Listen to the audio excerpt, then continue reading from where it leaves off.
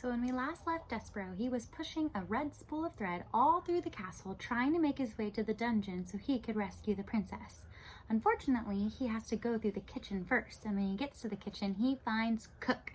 And Cook was making some soup illegally, because remember, soup is against the law now, and she doesn't care, she just wants some soup. But, as you remember, the last time Cook and Despereaux were together, Despereaux got his tail cut off by Mig because the cook made Mig do it. So it's not a good time to be walking by the cook, especially if she's making soup and doesn't want anyone to find out. Chapter 44. Whose ears are those? "Who's there?" shouted Cook again. Despereaux wisely said nothing. The kitchen was silent. Said Cook. "Nothing. It's nothing at all. Just my nervous Nelly ears playing tricks on me." "You're an old fool," she said to herself as she turned back to the stove. "You're just an old fool afraid of being caught making soup." Despereaux slumped against the spool of thread, and as he leaned there, his heart was pounding, his paws were shaking. A small, wonderful thing occurred. A midnight breeze entered the kitchen and danced over the stove, and picked up the scent of the soup and swirled it across the floor, and delivered the smell right directly to the mouse's nose. Despereaux put his head up into the air. He sniffed. He sniffed some more. He had never in his life smelled anything so lovely, so inspiring. With each sniff he took, he felt himself growing stronger and braver. Cook leaned in closer to the kettle and took the spoon out and blew upon the spoon, and then brought it to her lips and sipped and swallowed. She said. She took another sip. "It's missing something," she said. "More salt, maybe." She put the spoon down and took up an enormous salt shaker and sprinkled salt into the kettle. And again Despereaux, feeling emboldened by the smell of soup, again set to work pushing the spool of thread. "Quickly," he said to himself, rolling the spool across the floor. "Do it quickly. No thinking, just pushing." Cook whirled the salt shaker in her hand. "Who goes there?" she shouted. Despereaux stopped pushing. He hid behind the spool of thread as Cook took the candle from the stove and held it up high. She said. The candlelight came closer and closer. "What's this?" The lights came to rest directly on Despereaux's big ears, sticking out from behind the spool of thread. "Ho!" said Cook. "Whose ears are those?" And the light from the candle shone full in Despereaux's face. "A mouse," said Cook, "in my kitchen?" Despereaux closed his eyes. He prepared for his death. He waited, reader, and waited, and then he heard the sound of laughter. He opened his eyes and looked at Cook.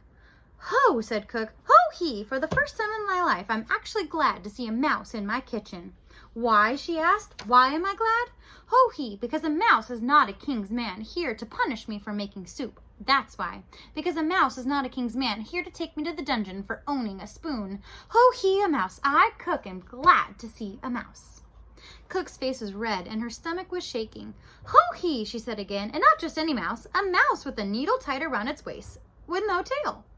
Ain't it lovely? Ho-hee!" She shook her head and wiped at her eyes. "Look, Mouse, these are extraordinary times, and because of that we must have some peace between us. I will not ask you what you're doing in my kitchen, and you in return will tell no one what I am cooking." She turned then and went back to the stove and set down the candle and picked up the spoon again and put it in the pot and took it back out and tasted the soup, smacking her lips together. "Not right," she said. "Not quite right. It's missing something still." Despereaux did not move. He could not move. He was paralyzed by fear. He sat on the kitchen floor and one tear fell out of his left eye. He expected Cook to kill him. Instead, reader, she laughed at him, and he was surprised how much her laughter hurt. Chapter 45. Some Soup. Cook stirred the soup and then put the spoon down and held a candle and looked over at Despereaux. "What are you waiting for?" she said. "Go, go, go! There will never be an opportunity for a mouse to escape from my kitchen unharmed again." The smell of soup again wafted in Despereaux's direction. He put his nose up in the air. His whiskers trembled.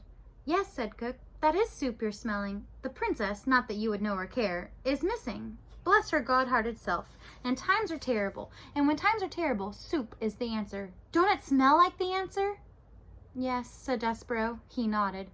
Cook turned away from him. She put the candle down and picked up her spoon and started to stir. "Oh," she said, "these are dark days."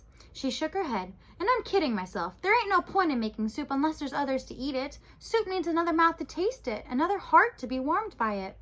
She stopped stirring and turned and looked at Despereaux. Now, said Cook, would you like some soup? And then, without waiting for an answer, she took a saucer and spooned some soup into it and set it on the kitchen floor. Come closer, she said. I don't mean to hurt you, I promise. Despereaux sniffed. The soup smelled wonderful, incredible.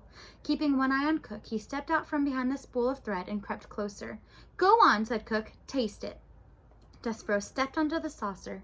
Soup covered his paws. He bent his head toward the hot broth, and he sipped. Oh, it was lovely. Garlic and chicken and watercress, the same soup that the cook had made the day the queen had died. How is it? Asked the cook anxiously. It's wonderful, said Despereaux. Too much garlic? Said Cook, wringing her fat hands. No, said Despereaux, it's perfect. Cook smiled. See, she said, there ain't a body, be it mouse or man, that ain't made a little better by soup.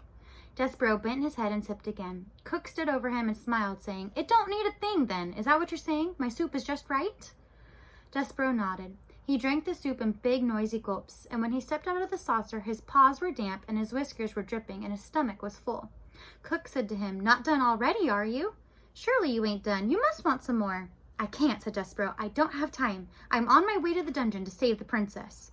Ho-hee, Cook laughed. You, a mouse, are going to save the princess? So there's Despereaux drinking the soup. Yes, said Despereaux, I'm on a quest. Well, don't let me stand in your way. And it was Cook that held the door open to the dungeon while Despereaux rolled the spool of thread through it. Good luck, she said to him. Ho-hee, good luck saving the princess. She closed the door behind her and then leaned against it and shook her head. And if that ain't any indication of what strange days these are, she said to herself, then I don't know what is. Me, Cook, feeding a mouse some soup and then wishing him good luck on saving the princess. Oh my, strange days indeed.